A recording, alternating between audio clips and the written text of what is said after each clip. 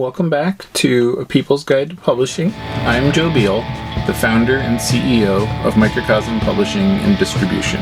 I'm also the author of A People's Guide to Publishing, which distills what I've learned from selling millions of books over the past 25 years. I'm Ellie Blue. I'm the editorial and marketing director here at Microcosm. We are an independent mid-list publisher based in Portland, Oregon, and Cleveland, Ohio. We have over 700 books, over 25 employees, and we make about 40 new books every year.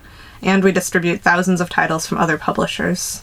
We started this podcast so that we can share what we've learned with newer publishers so that you can learn from our mistakes. Or maybe you just want to understand the publishing industry. This week, we are going to answer a reader question, which is, how do you cancel a publishing contract?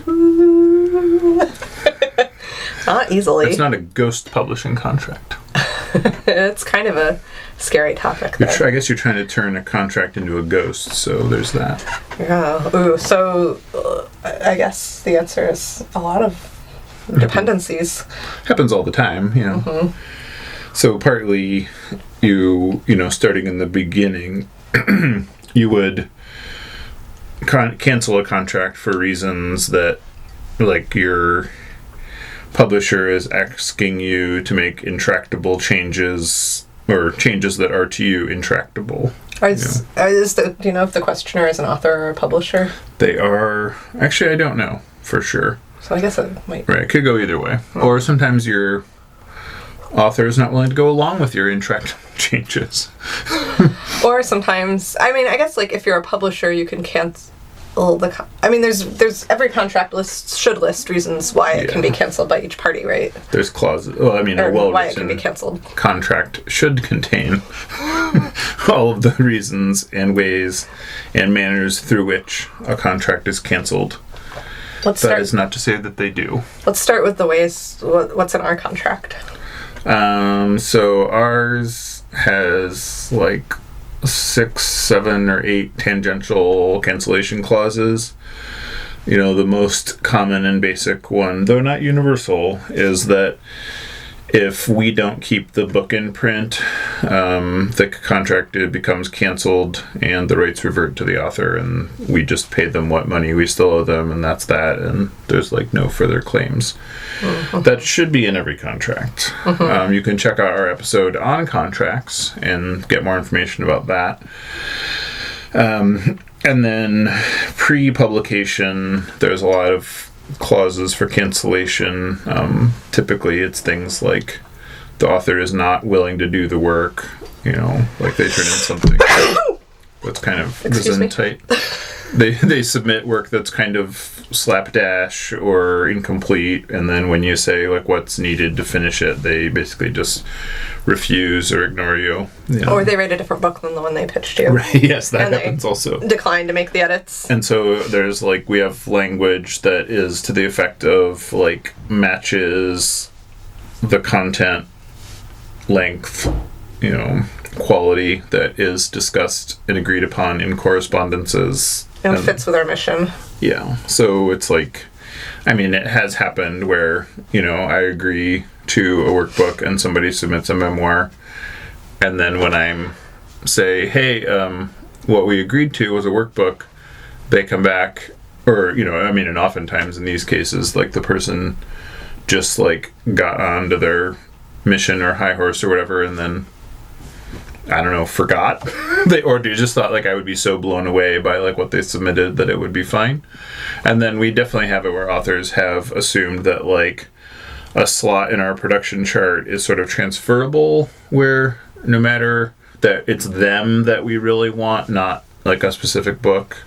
So that happens periodically where sometimes someone will in advance be like, instead of the book we agreed upon, can I publish this other book? And you're like, well, we've already announced, listed, designed, and prepped for the book we talked about, so no. Yeah. But I think we have a new clause that if the author is a total asshole to us, then we don't need to work with them. Well, that's like... It doesn't say that. Yeah, that's like, it just means that like if they're generally uncooperative, disagreeable, or... outright abusive. I don't know that we have that clause. That one should be a mutual clause, just for general trust of proceeding. But we do. I mean, we have a new clause that's like they have to understand and trust our expertise, even if it doesn't always make sense to them. Because it's the fact of it's hard to understand an industry that you're new to. And a lot of times that results in authors sort of just demanding like meeting after meeting to explain to them why we did what we did, and rather than like just understanding that we know what we're doing. I don't know where this idea comes from, but a lot of times the fear is that we don't know what we're doing, so they need to direct us rather than the other way around. Yeah, the author that treats us like a author services company that they're not paying for. That's right. That's not ideal. True too. Yeah, and and I know I can't even tell you how many times it's like an author doesn't understand something and they respond by assuming that we don't understand it either, which is like may forever mystify me. But so those are reasons why like a publisher wouldn't want to work with an author, and then and sometimes it just like an author will just sometimes feel like they bit off more than they can chew, or they have dramatic life changes, or their publisher was involved in some sort of scandal, or the author was involved in some sort of scandal, and the publisher doesn't want to work with them anymore. And there's all kinds of reasons, or in a lot of cases at a bigger company it'll be something along the lines of like the acquiring editor is no longer with the company, and then the other staff does not understand or appreciate the book. So it does sort of beg the question, why you're working together. Yeah. I mean, sometimes it'll just change, like the staffing will change. The person who acquires the book will leave, and the new person is like, what's this? Right. Why did we, I mean, I've had it where we work with a company and they will be like, I don't know who you expect us to sell these to. And you're like, customers, stores, retailers. So what are reasons that you cannot cancel a contract? Because you got a better offer elsewhere. Because you just want to. Because you've decided to self-publish instead so you can have full control. Yeah, right. Like you've made an agreement, you've committed to an agreement. You can't decide just that you've changed your mind arbitrarily like that. There has to be, it has to be that people are not upholding their end of the agreement, and that's not like in a subjective way, that's in a material way. And like a very, very common reason to cancel a contract is the publisher is not paying you your royalties. That's probably like the most common reason that people cancel a contract post-publication. Can the author just like withhold the book long enough that the publisher gets fed up and then go somewhere else or self-publish it?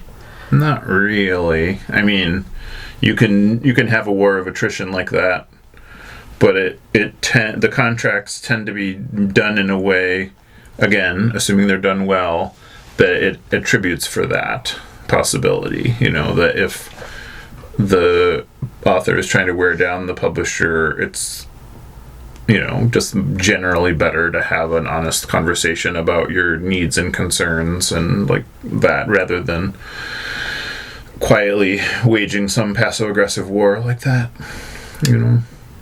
Well, it doesn't, it does. And similarly, don't do that to the author. Yeah. And canceling contracts, it does like happen all the time, but it doesn't happen.